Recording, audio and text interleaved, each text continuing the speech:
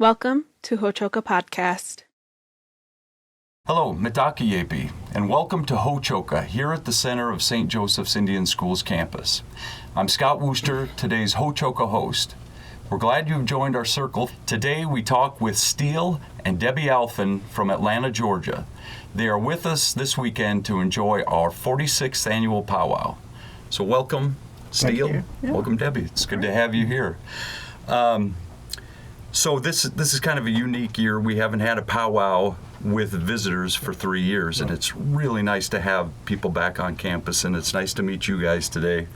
You guys come, and a lot of donors come to actually be at the school where they're donating, and they get to see what the school looks like, hear the stories from our school. And sometimes we don't get to hear donor stories as much. You make this place tick, and it's good for us to hear your stories too. So can you just tell us a little bit about yourselves, lives, influences, interests, that kind of thing? You go. You want me to go first? Yeah. Of course. I grew up on a farm, operating farm in Virginia. Cattle, pigs, peanuts, corn, soybeans. We had a couple of horses as a kid. Grandfather was a big horseman. He actually rode competitively when I was a very small child. High school sports, you know, like a lot of kids in that time period of our country. Went to school on athletic scholarship, and we met at UNC Chapel Hill. So that's a larger family. I have a sister and 3 other brothers.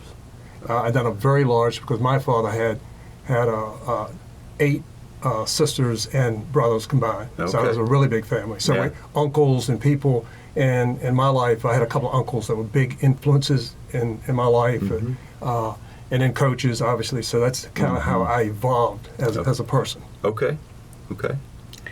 I grew up in Charlotte, North Carolina, so I'm a Southern girl and a city girl, so this was quite a difference, marrying the guy from the farm and a whole nother lifestyle that I hadn't ever really experienced that much, but grew up in Charlotte, and I have one sister, and I grew up primarily as a dancer. That was my love, and thought that was going to be something I wanted to do forever, but that didn't quite happen.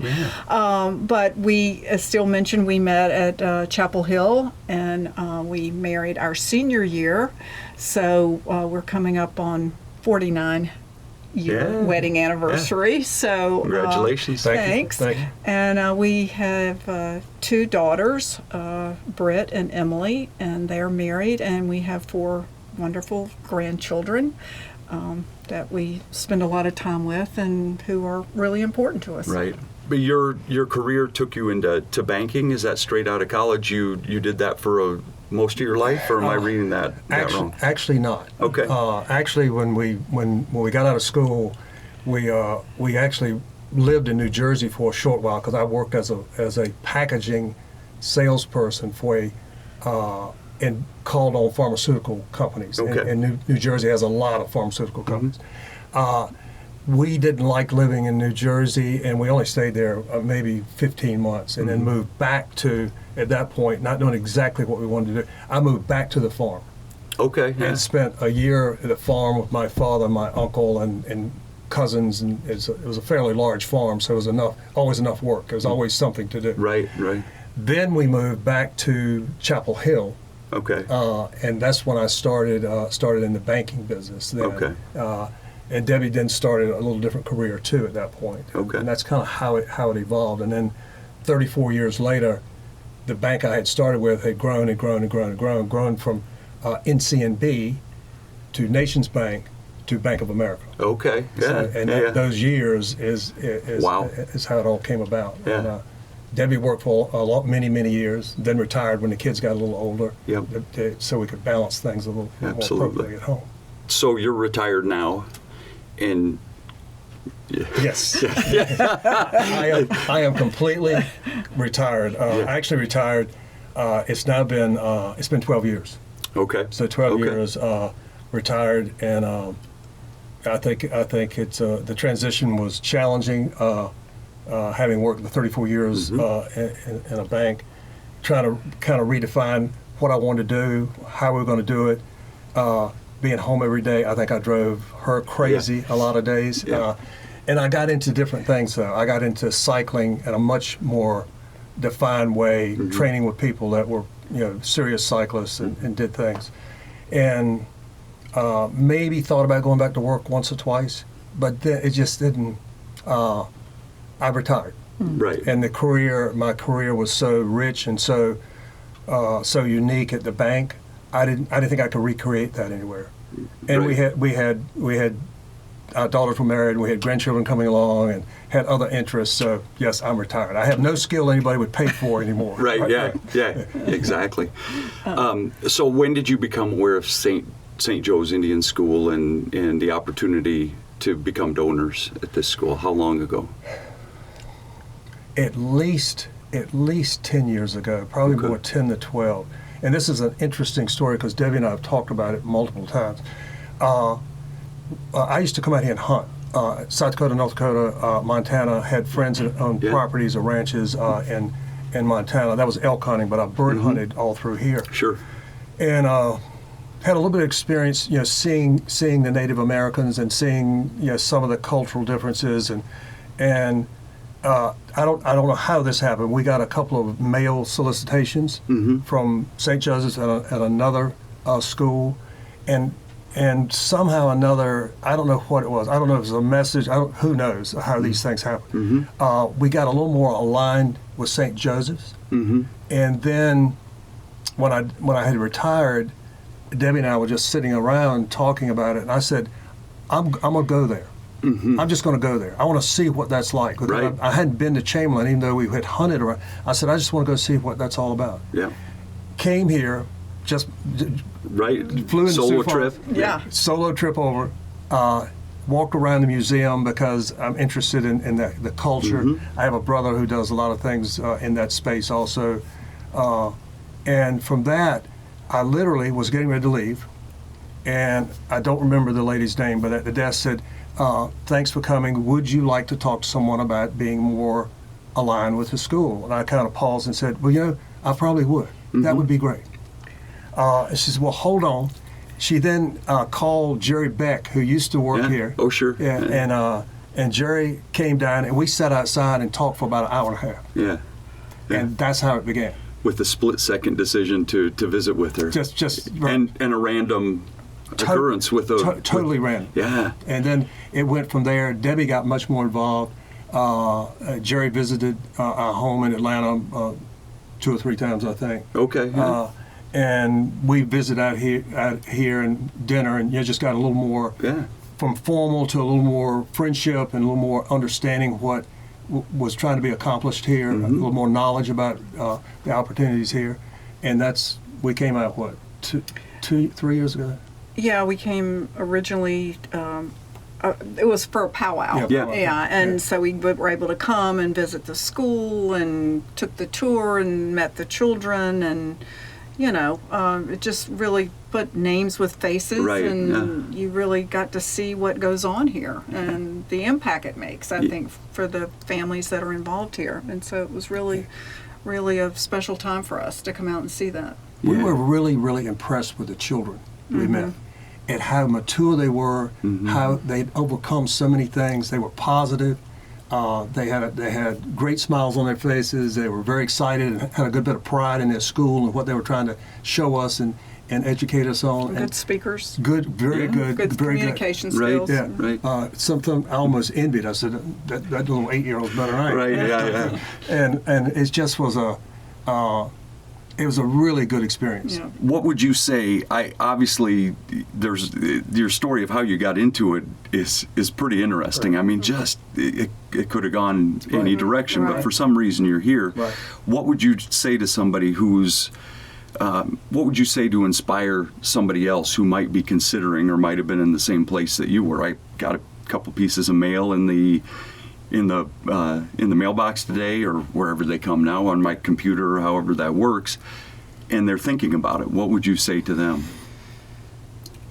I think you say, Oh, yeah. I think the whole- Everybody, as you get, one of the great things about getting old you get a little bit of wisdom. Mm-hmm. You may not get any smarter, but you get a little bit of wisdom, and you kind of figure out a little bit more about who you are as a person, what you like. In our case, who we are as a couple, and who we want our family to be. And because our kids have participated in some contributions here too, which we think is great. Yeah. We work more from, again, the time has been very generous, and we've had a wonderful life. Mm-hmm.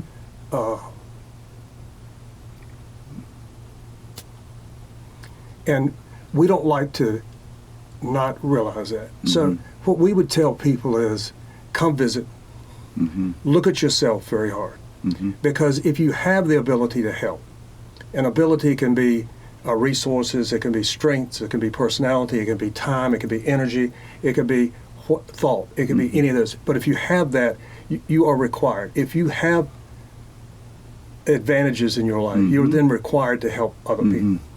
We believe that. Yes. And from that, we've looked at ourselves and we try to figure out what type of people we are, what kind of motivates us, how we want to get involved. And what's interesting is it probably has helped us stay together for almost 50 years. Well, we have been together for 50 years. We are people that look at things more, responsibility and duty. We have a responsibility to help people because life has been very fortunate to us. And we have some skills. But we have a duty to do that very, very well. And we look at that as, how can we do that? Well, your duty is to do it well.